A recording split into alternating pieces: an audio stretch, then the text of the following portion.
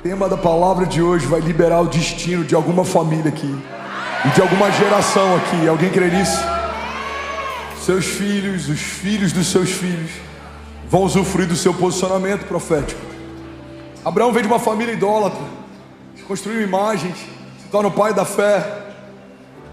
Paulo era um perseguidor dos cristãos, foi ensinado aos pés de Gamaliel. Ele foi criado, doutrinado, ensinado, projetado para que se tornasse alguém zeloso pelo que eles criam e, por consequência, um perseguidor da igreja de Jesus.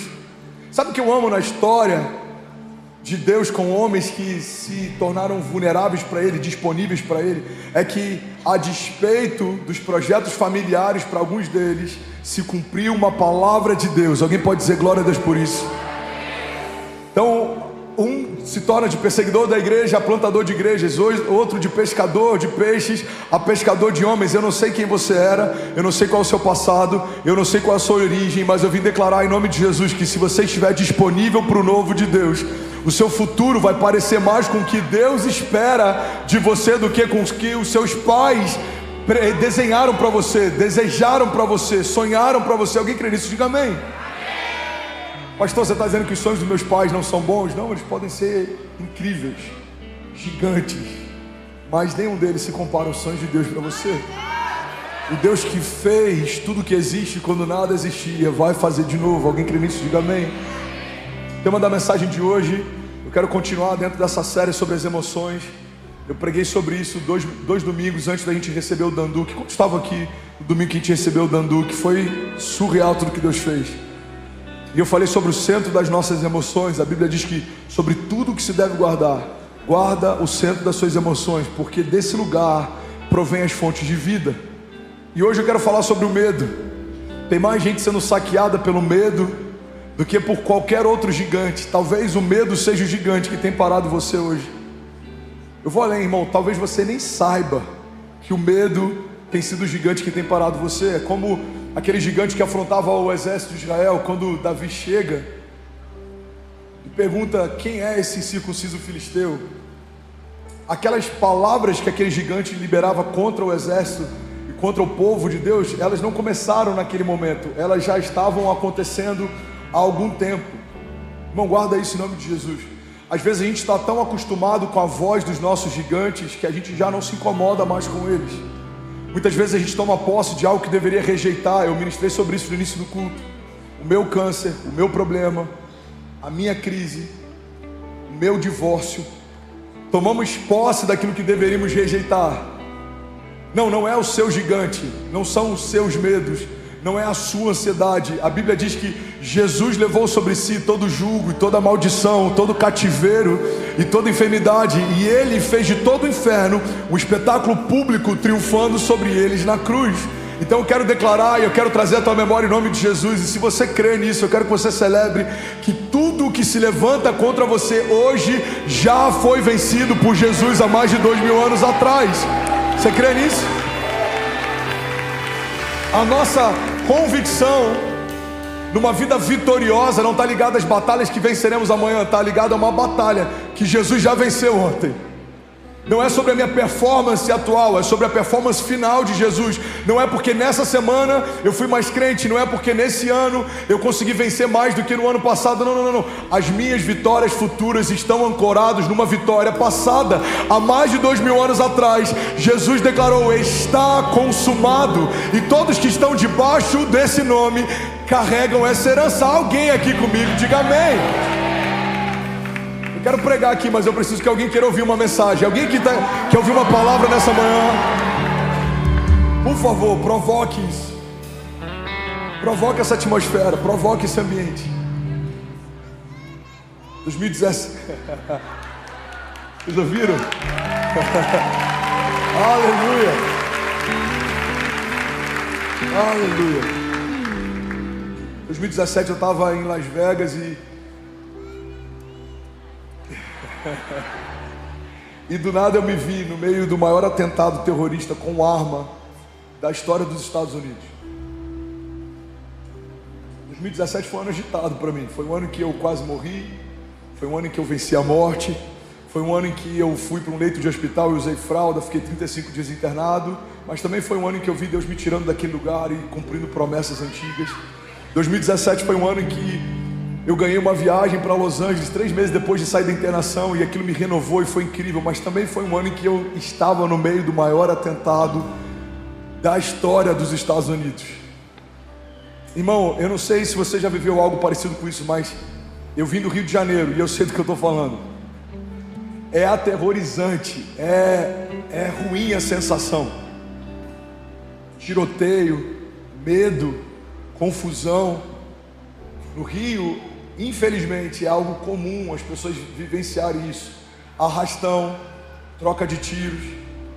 E se tem uma coisa que eu vivenciei na pele, 2017, no meio desse atentado, para mim foi a expressão mais visível que eu tinha experimentado até então, do que é o medo e do que ele é capaz de fazer. Irmão, se tem uma coisa que eu aprendi nesse dia, é que de fato o medo gera paralisia. Eles evacuaram o restaurante que a gente estava, levaram a gente para o subsolo, a gente ficou dentro da despensa, era como se fosse uma câmara frigorífica, e eles fecharam a porta, e a gente só pôde sair dali quando a polícia chegou, e eles evacuaram todo aquele lugar que a gente estava.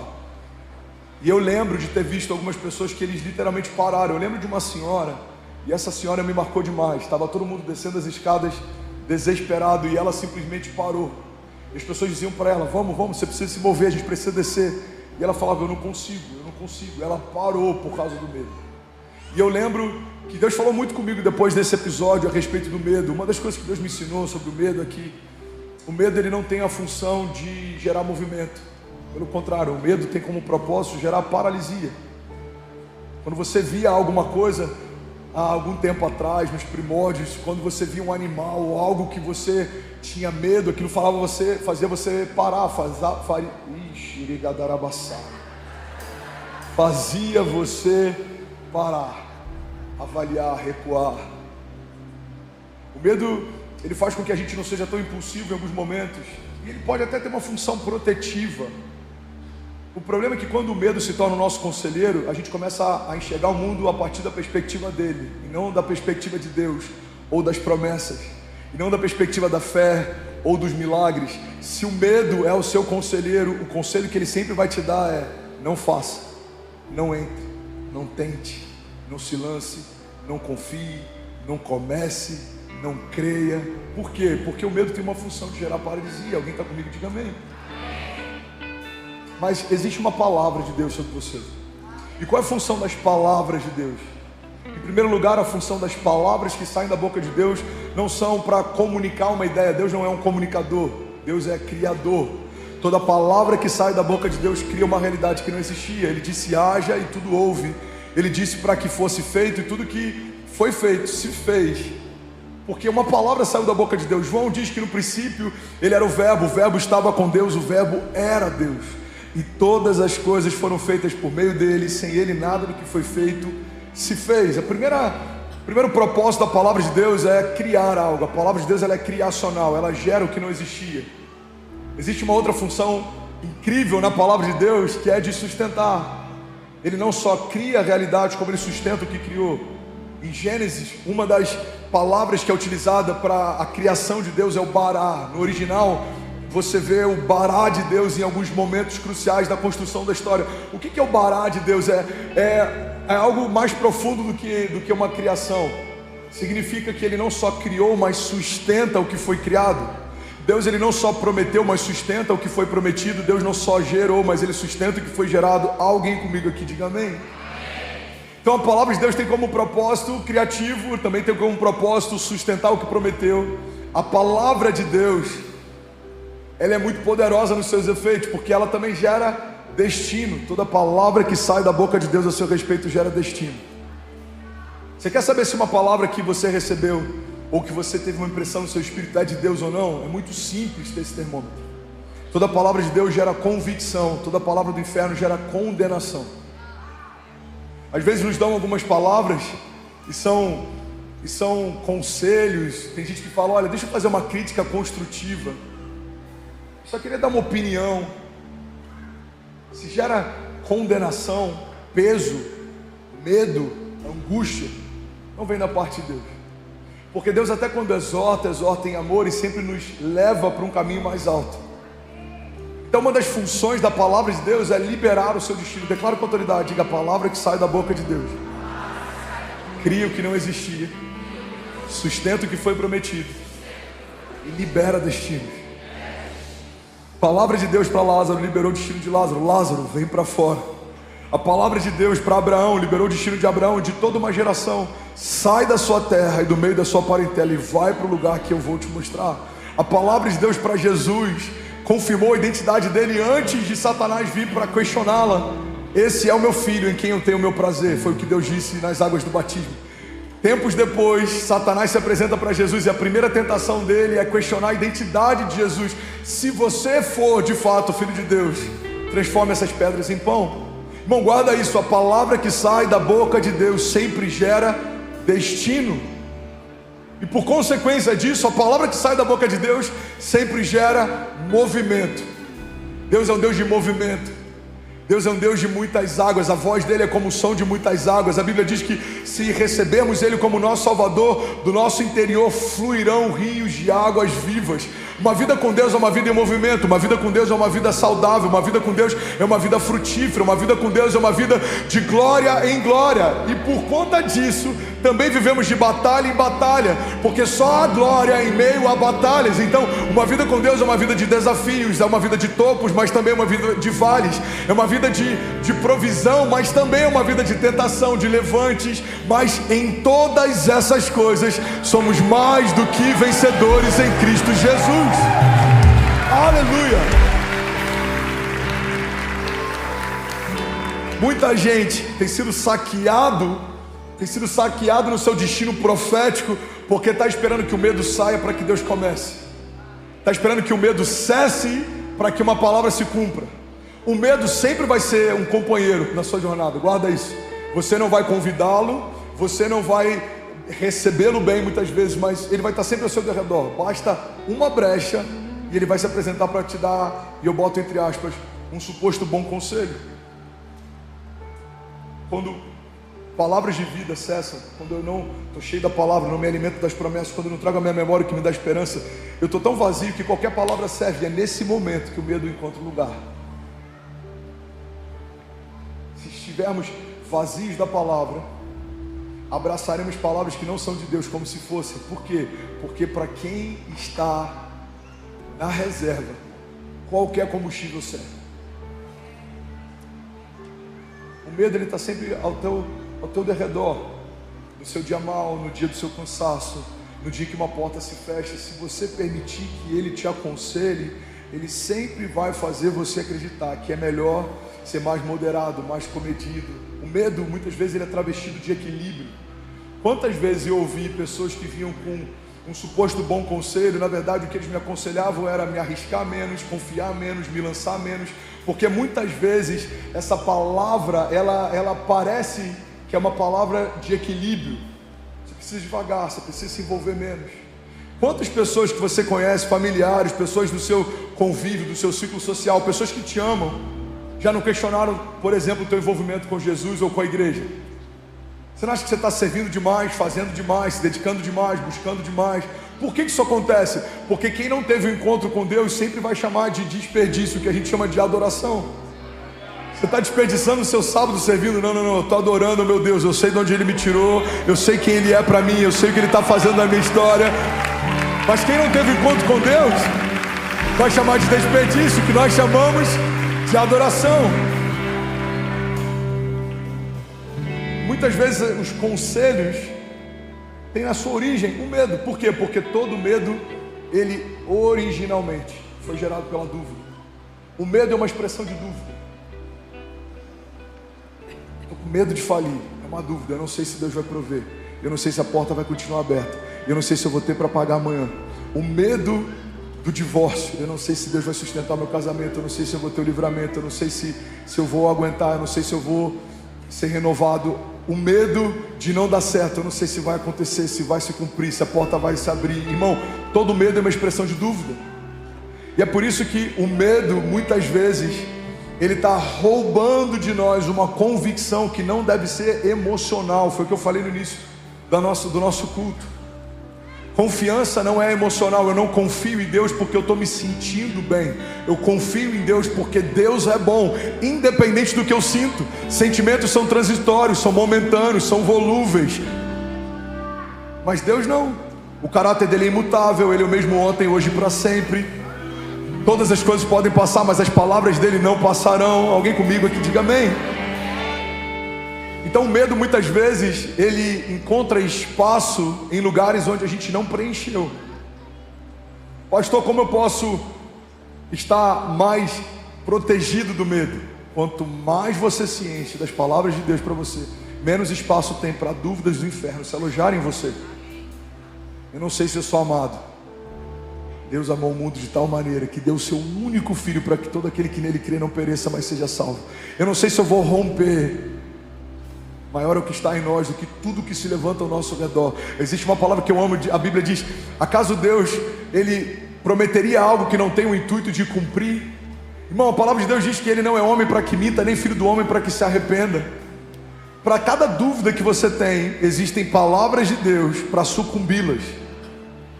Deus é poderoso para fazer infinitamente mais do que tudo que pedimos ou pensamos, segundo o seu poder que em nós atua.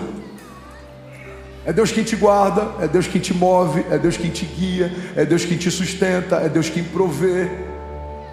Mas se a gente não se encher dessas verdades, o medo encontra espaço em nós. Alguém comigo aqui ainda diga amém.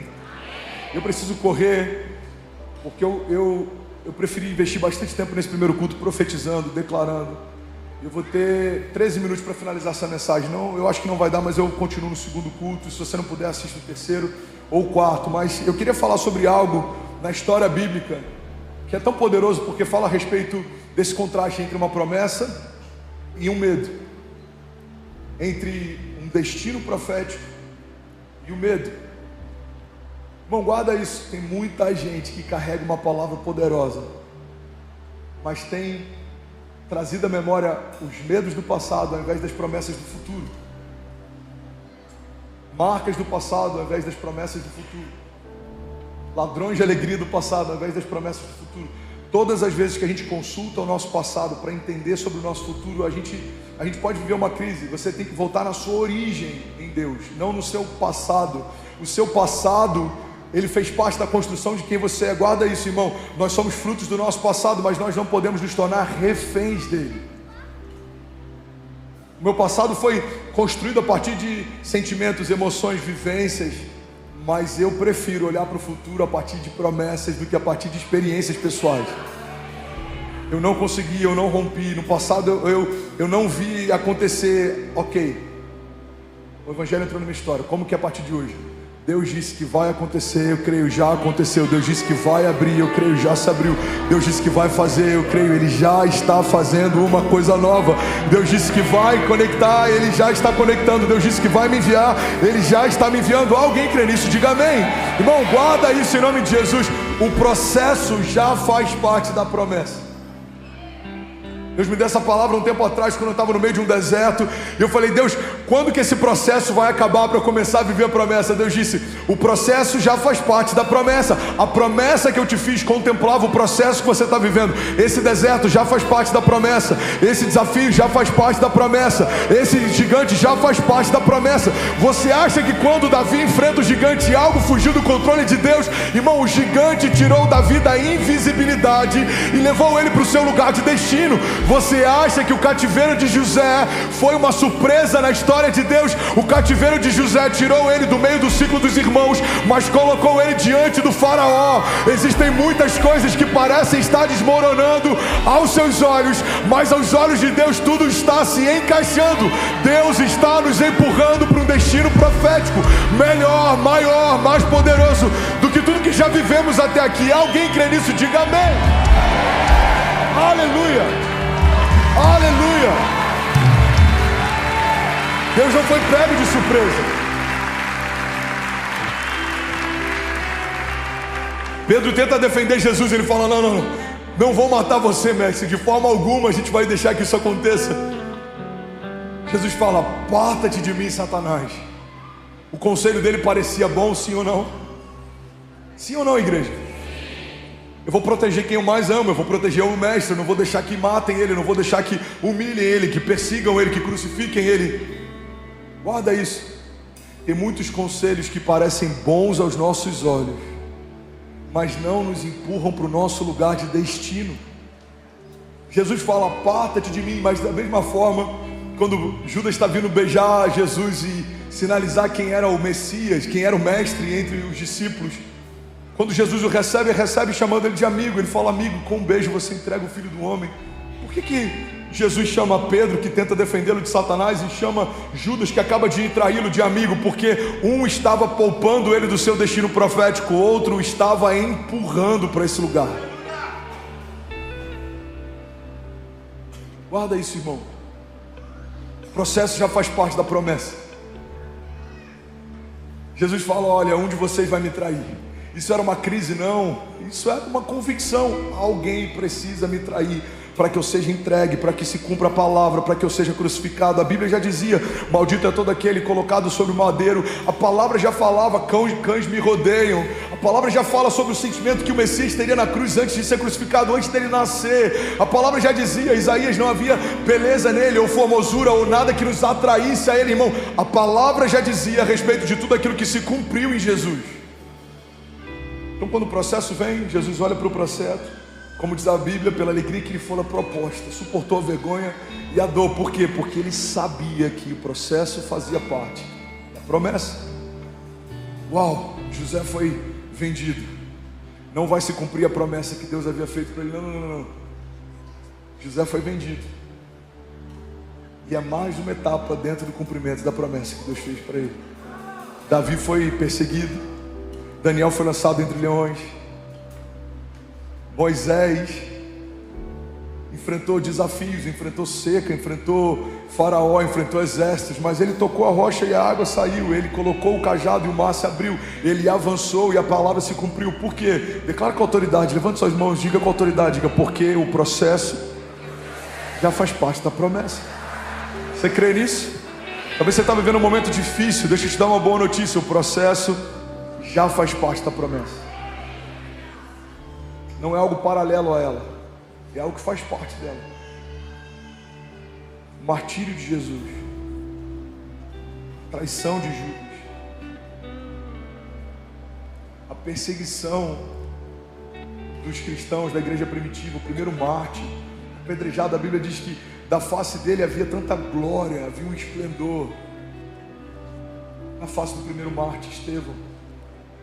Irmão, a gente olha para a história da igreja, perseguiram a igreja, tentaram matar a igreja, tentaram parar a igreja, tentaram frustrar os planos da igreja.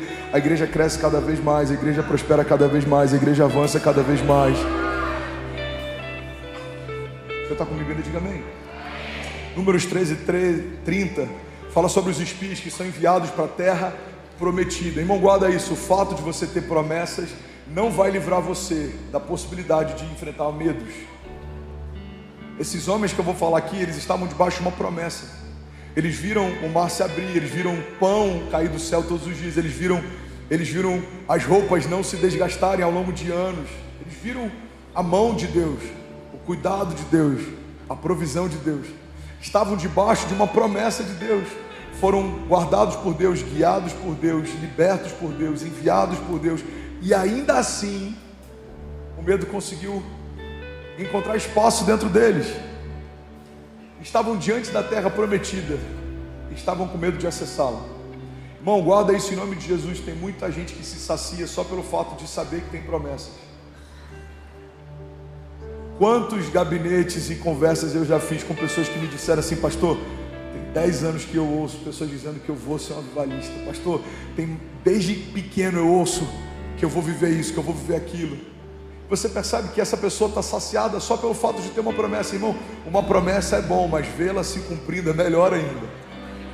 Você não pode se saciar com o fato de carregar a promessa. Você precisa se mover debaixo de um entendimento. Eu vou viver cada promessa que o Senhor me fez.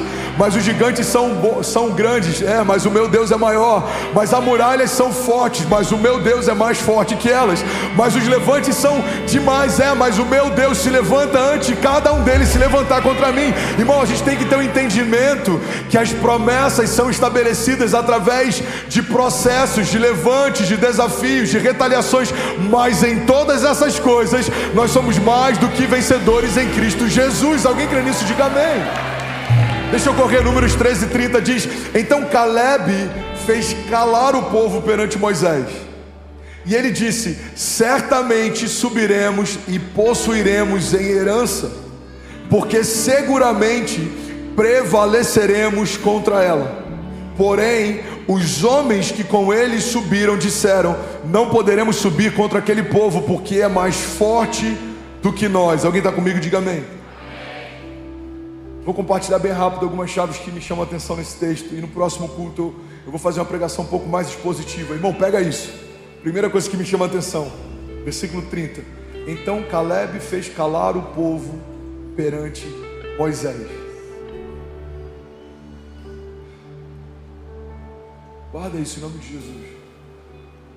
Tem momentos que a gente precisa calar as vozes que dizem que não vai acontecer, que não vai se cumprir, que não vai se abrir. E precisamos trazer à memória aquilo que Deus disse que faria, que aconteceria. Muitas vezes a gente é muito delicado com as vozes contrárias e pouco ousado para profetizar.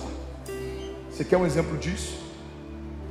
Quantas vezes a gente vê, no momento, por exemplo, de clamor da igreja, pessoas que estão tímidas.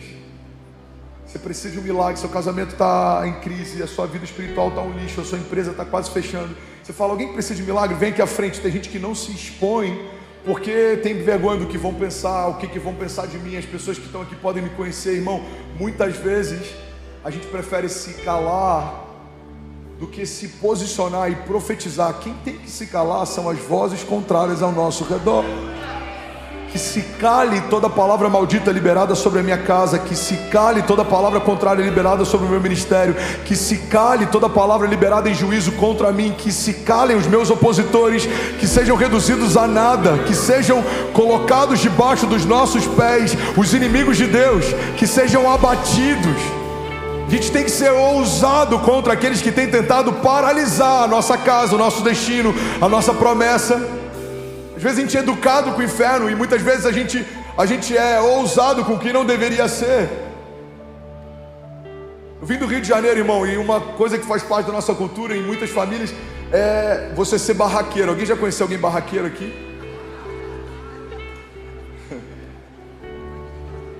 Não acredito que a professora falou isso pro meu filho. Ela vai ver, amanhã ela vai ver. O que você vai fazer amanhã? Amanhã eu estou indo na escola, vou resolver essa situação. Não acredito, o vizinho parou o carro de novo na minha vaga. Não, peraí, eu vou bater na casa dele, deixa eu resolver isso agora. Quantas vezes a gente é ousado com o que não deveria ser, e a gente é mansinho com o que não deveria ser. Uma das palavras que Deus me deu quando eu voltei para o Brasil, quero que você guarde isso: tem muita gente miando quando já deveria estar rugindo. Pega isso, igreja. Deus não te chamou para miar diante dos seus inimigos, Deus te chamou para rugir. A Bíblia diz que os ímpios fogem sem que haja ninguém a persegui-los, mas os justos são ousados como o leão. Primeira chave, Caleb fez calar. Fala comigo. Então Caleb calou a boca de todos os opositores. Pastor, você está dizendo que eu tenho que ser mal educado? Não estou falando sobre pessoas, eu estou falando sobre espíritos. A nossa batalha não é contra a carne nem contra o sangue, mas contra principados e potestades. Irmão, um povo que está falando contra uma promessa de Deus é um povo que está falando contra Deus. Caleb não está indo contra a opinião de alguém. Caleb está fazendo calar uma palavra, um conselho de medo. Por quê? Porque há uma palavra e um conselho de vida de Deus. Deus disse: darei a vocês uma terra por herança, darei a vocês uma terra prometida. Então toda palavra que se opõe a uma palavra de Deus é uma palavra contrária àquilo que Deus tem para mim. Você precisa se opor a quem se opõe contra você. Se o inferno diz não vai acontecer, você precisa se opor e declarar: o meu Deus disse que já aconteceu. Se o inferno disse essa doença vai se parar, você precisa se opor e declarar. Isaías 53 diz que o meu Deus levou sobre si todas as minhas doenças e enfermidades, e o castigo que me trouxe a paz estava sobre ele, e pelas pisaduras de Jesus eu já fui sarado. Se o inferno disser, você não vai ter para comprar, para comer, para pagar, você tem que trazer a tua memória, e você tem que se opor segundo aquilo que Deus já disse a seu respeito. Filipenses 4:19, o meu Deus suprirá todas as necessidades de vocês segundo as suas riquezas em glória. Alguém comigo aqui, diga amém. Preciso correr. Caleb então fez calar o povo. Fala comigo, ele fez calar o povo perante Moisés, e ele disse: certamente subiremos e a possuiremos em herança. Fala comigo, certamente. Irmão, de nada adianta a gente calar as vozes do inferno contra as promessas de Deus, se em seguida a gente não se mover debaixo de uma certeza. Porque não é só sobre falar, não é só sobre calar os ruídos, é sobre se mover debaixo de uma palavra. Então você vai falar: irmão, eu rejeito toda palavra contrária, toda palavra maldita, toda palavra de desânimo, toda palavra que gera medo, que gera dúvida, eu rejeito. Amém. E agora? Agora você tem que dar um passo de fé. Porque evangelho não fala a respeito de neutralidade. Evangelho fala a respeito de uma construção. Guarda isso. Eu pecava, não peco mais. Eu fazia, não faço mais. Eu tinha medo, não tenho mais. Eu tinha ansiedade, não tenho mais. Você foi para um lugar de neutralidade. Isso é bom. Mas você tem que dar agora um passo em direção ao que Deus prometeu. Não é só sobre não fazer mais, é sobre o que eu vou fazer com Deus a partir de agora. O medo me guiava, não me guia mais. Amém. Agora você precisa construir uma nova história. Que história é essa? Estou guardado em Deus, os meus pés não tropeçarão. Estou caminhando em fé, estou rompendo em fé. E mesmo quando o mar se levanta, andarei sobre as águas. E mesmo que gigantes se levantem, se levantarão para cair. E mesmo que as fornalhas sejam aquecidas, dançarei com meu Deus no meio do fogo. E mesmo que leões se apresentem, jejuarão na minha presença. E mesmo que inimigos me sequem, virão contra mim por um caminho, mas por 7 caminhos eles fugirão. E mesmo que haja uma palavra contrária a meu respeito, as palavras de Deus são para mim vida, e me fortalecem, me sustentam, e me guiam, e me movem, e me liberam, destinam. Alguém comigo aqui, diga amém. Então Caleb não só calou as vozes contrárias, Caleb se agarrou a uma palavra. Ele disse certamente. Fala comigo, certamente. Bom, certamente é algo muito forte. Não tem espaço para dúvida. Irmão, você vai fazer? Certamente. Você olha e fala: esse cara está com sangue no olho. Ele não vai parar por qualquer coisa. Ele não vai desistir por qualquer sentimento. Por quê? Porque ele está decidido, convicto. Existe uma convicção. A primeira coisa que Caleb faz, ele cala as vozes contrárias. Ele cala os ruídos contrários. Mas em seguida ele se posiciona. E que posicionamento é esse? Estabelece um marco. Certamente. Guarda isso, irmão. Certamente subiremos e possuiremos em herança. Ele não está dizendo só que certamente eles vão fazer. Eles estão dizendo que certamente eles vão conquistar a partir do que farão. Ele diz: certamente subiremos e conquistaremos. Muitas vezes a gente tem certeza dos nossos atos, dos nossos passos, mas a gente não tem certeza do resultado deles, ou do resultado do nosso posicionamento. Irmão, você vai fazer o que esse ano? Cara, esse ano eu vou me mover. Não, você não vai só se mover, porque tem muita gente se movendo para lugar nenhum. Não, nesse ano eu vou me lançar. Você não vai só se lançar, porque tem muita gente se lançando no lugar errado, na pessoa errada. Não, esse ano eu vou correr, irmão. Não é sobre correr, porque tem muita gente que está chegando mais rápido em lugar nenhum. Irmão, esse ano eu vou avançar e vou ver o cumprimento das promessas. Esse ano eu vou correr até o destino que Deus preparou para mim. Esse ano eu vou me lançar e Deus vai cumprir cada palavra que Ele fez. Irmão, guarda isso. Muitas vezes estamos empolgados no processo, mas não discernimos o destino. Tem muita gente convicta andando em círculos, porque tem certeza que vai chegar, só não sabe aonde. O povo andou em círculo por anos, debaixo de uma palavra, animados debaixo de uma convicção, mas andando em círculo. Quanta gente você conhece que está animado, mas não consegue romper? Eu li algo dos anos atrás que mudou minha história. Alguém está recebendo algo de Deus? Diga amém. Não tem nada pior do que um tolo motivado. Não existe nada pior do que um tolo motivado. Irmão, não é só sobre correr, é sobre correr para o lugar certo. Não é só sobre se lançar, é sobre se lançar na pessoa certa. Não é só sobre confiar, é sobre confiar na promessa certa. Alguém está comigo aqui? Diga amém. Deixa eu correr, a Bíblia diz: certamente subiremos e possuiremos em herança. Fala comigo, em herança. Por que é tão poderoso, pastor, essa afirmação? Porque quem não entendeu herança não entendeu graça. Quem não entendeu graça não entendeu nada. A herança fala a respeito de algo que eu não conquistei no meu presente, mas eu recebi por conta de uma conquista de alguém no meu passado. Herança fala sobre transferência. Herança fala sobre algo que foi confiado a uma próxima geração. Herança fala sobre um presente. Herança fala sobre um favor. Na cultura brasileira, muitas vezes a gente questiona, por exemplo, milionários que são milionários porque são herdeiros.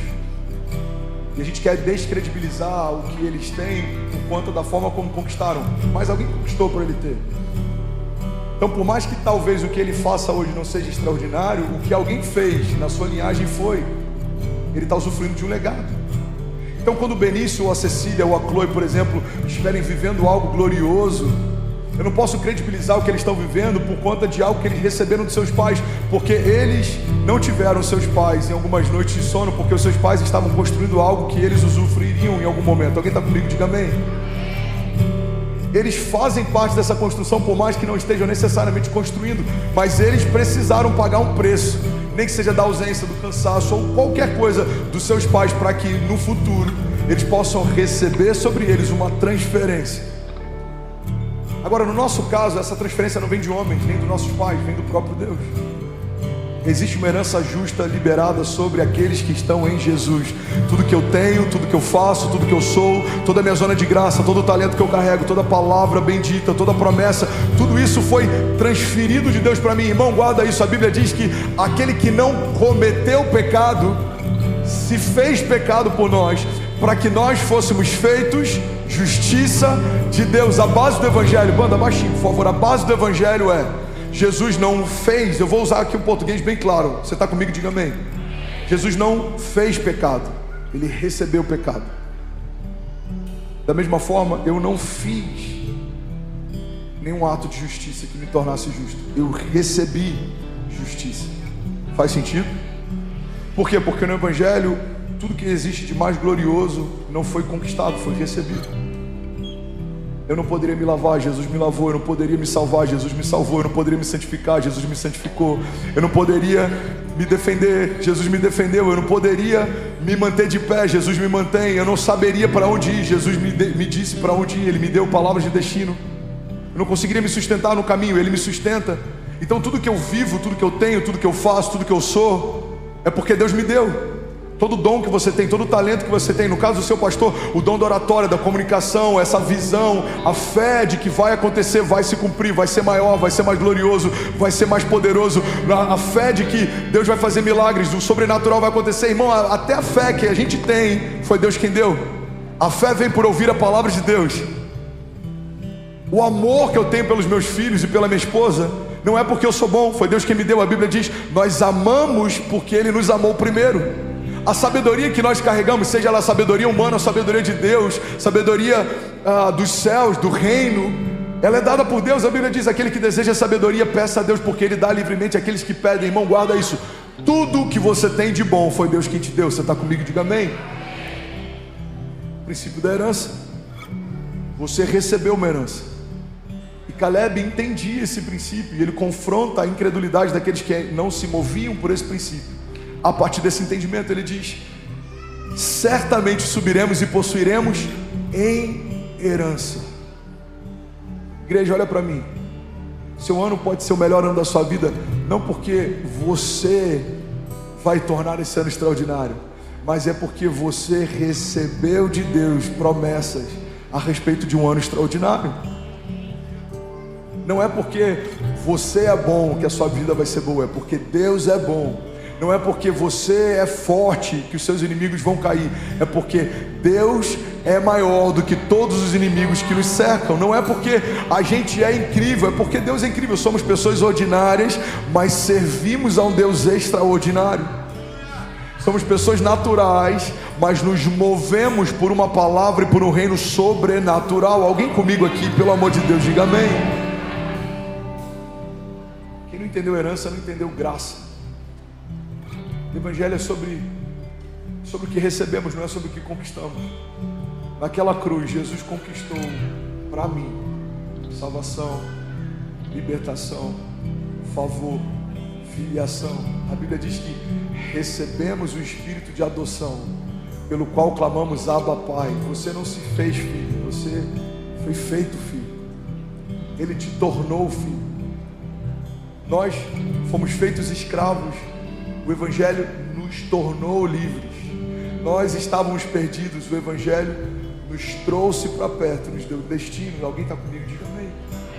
E a Bíblia diz: certamente subiremos e a possuiremos em herança, porque seguramente, fala comigo, seguramente prevaleceremos contra ela.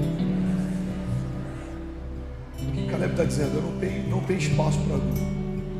Seguramente prevaleceremos contra ela. Algo que eu falei na segunda semana dessa pregação sobre emoções, eu quero que você guarde isso. É impossível ter uma mente negativa e viver uma vida positiva. Igreja, guarda isso. É impossível você ter uma mente negativa e viver uma vida positiva. Todas as palavras de Caleb aqui falam sobre algo que vai acontecer e vai se cumprir. Certamente, seguramente conquistaremos, subiremos, receberemos em herança.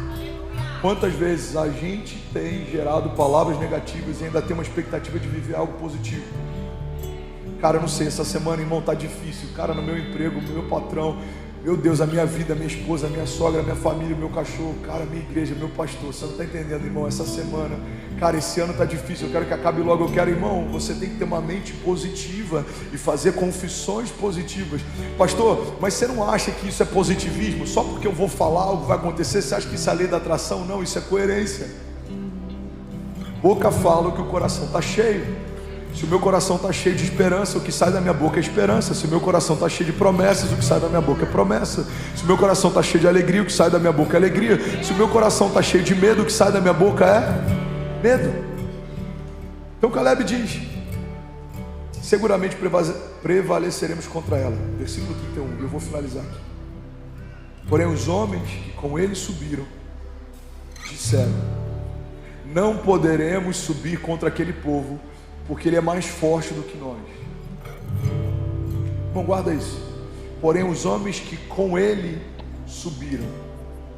Você percebe que tem pessoas que podem estar na mesma jornada que você, no mesmo caminho que você, no mesmo ambiente que você, ouvindo a mesma palavra que você, e não vão ter a mesma convicção que você. É por isso que o problema da gente basear a nossa fé e a nossa expectativa no sentimento do outro é que se a gente caminha ao lado de pessoas que não creem mais em milagres, a gente pode começar a desconfiar deles.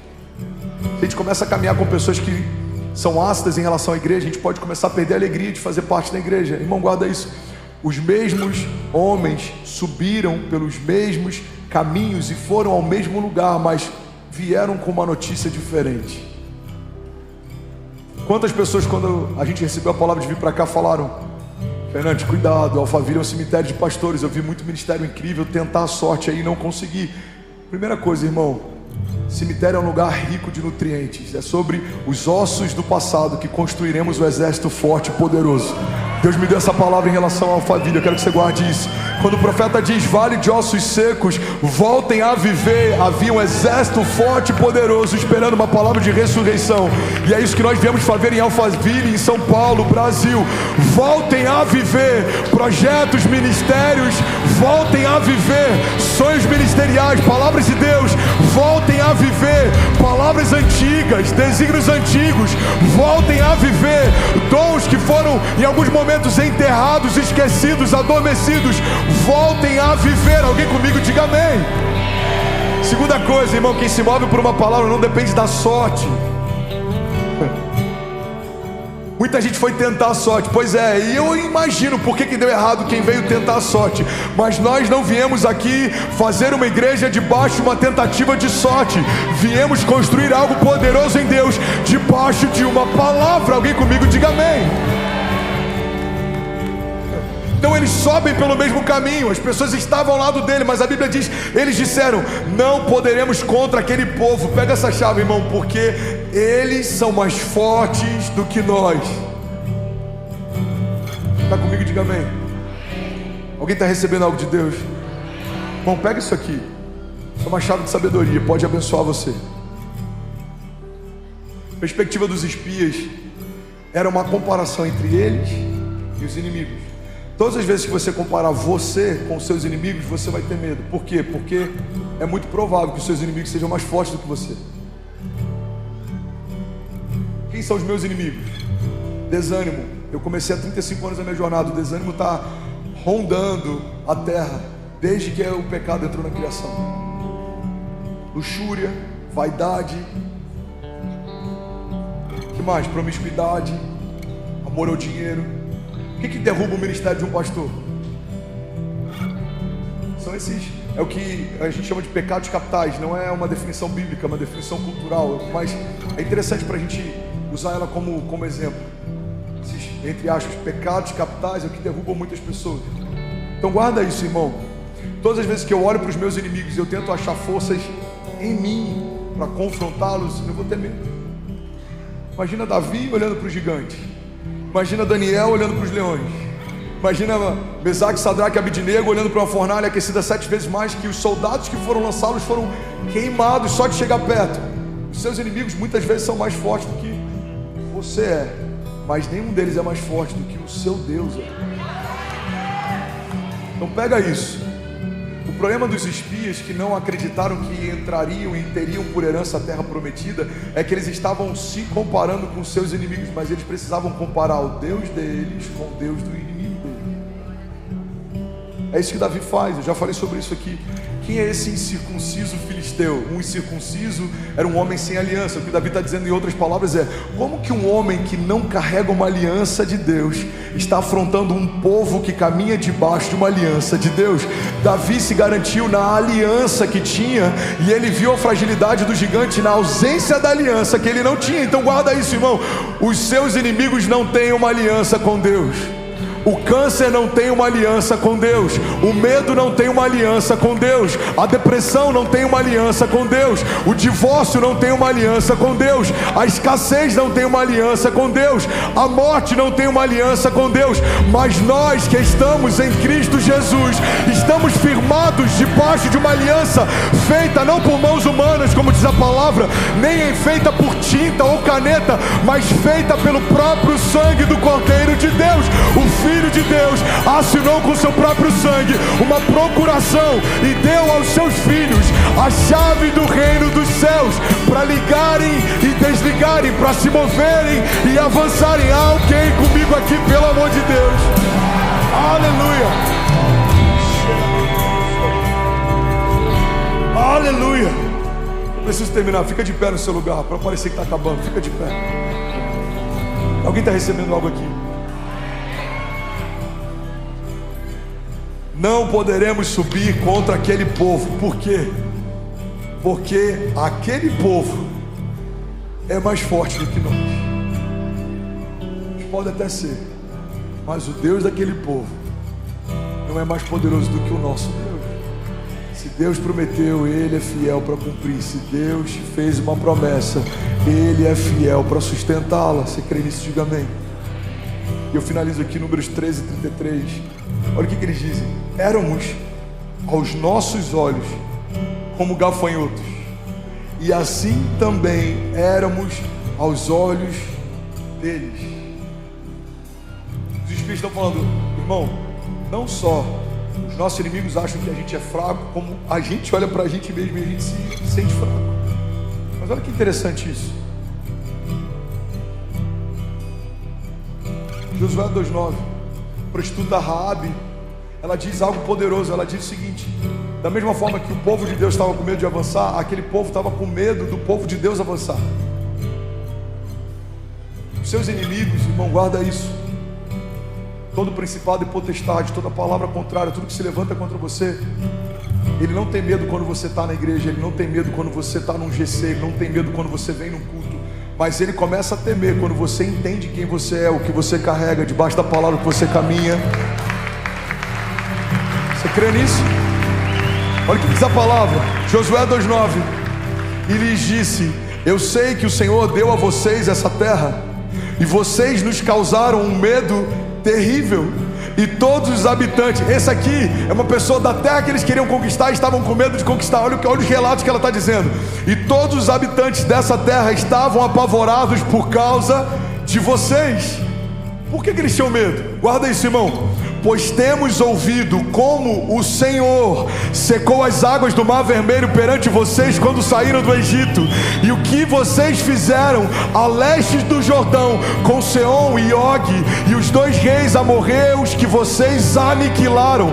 Quando soubemos disso, o povo desanimou-se completamente, e por causa de vocês todos perderam a coragem, pois o Senhor, o seu Deus, é Deus em cima dos céus e embaixo da terra. Será que alguém pode, pelo amor de Deus, dar um brado de liberdade aqui nessa manhã? Aleluia! Aleluia! Aleluia! Alguém comigo aqui, diga amém. De um lado, homens debaixo de uma promessa. Eu não sei se a gente vai conseguir, eu não sei se a gente vai entrar, eu não sei se a gente vai enfrentá-los, se a gente vai vencê-los. Eles são mais fortes do que nós. Aos nossos olhos somos como gafanhotos, e eles também nos veem assim. Olha o medo, irmão. O medo diz: você não vai conseguir, não vai acontecer, não vai se cumprir, você é fraco, você não tem o que precisa, você não vai. Agora, do outro lado, os homens que olhavam para o povo de Deus estavam desesperados.